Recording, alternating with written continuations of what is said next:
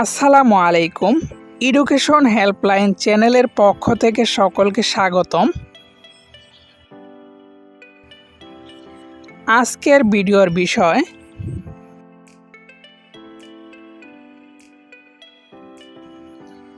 বাচ্য কাকে বলে, কত প্রকার ও কি কি এবং প্রত্যেকটির সংজ্ঞা।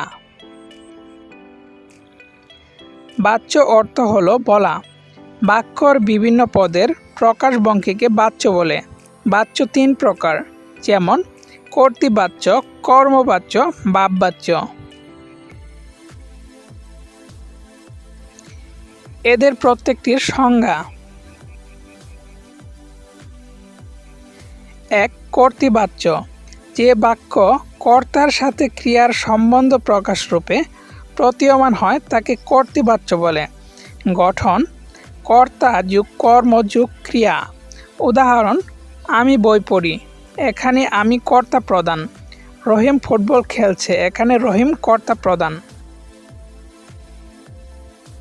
কর্মবাচ্য, যে বাক্য কর্মের সাথে ক্রিয়ার সম্বন্ধ প্রধান রূপে প্রকাশিত হয় তাকে কর্মবাচ্য বলে।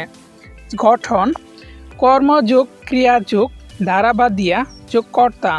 উদাহরণ: আমার দ্বারা বই পড়া হয়, এখানে বই কর্মটা প্রধান, কে পড়েছে সেটা মুখ্য নয়। পুলিশ দ্বারা চোর ধরা পড়ল, এখানে চোর কর্মটা প্রধান।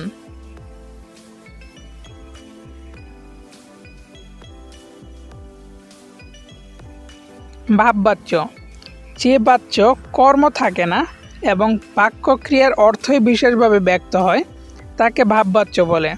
গঠন: ক্রিয়া যোগ ভাব বোঝার এমন শব্দ।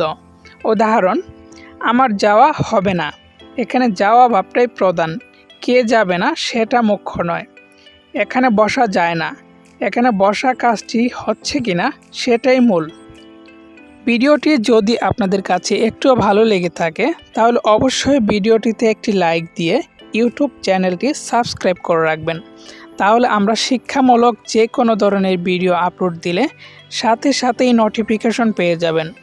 ধন্যবাদ সবাইকে, সকলেই ভালো থাকবেন। পরবর্তী কোনো ভিডিওতে দেখা হবে আপনাদের সাথে। আল্লাহ হাফেজ।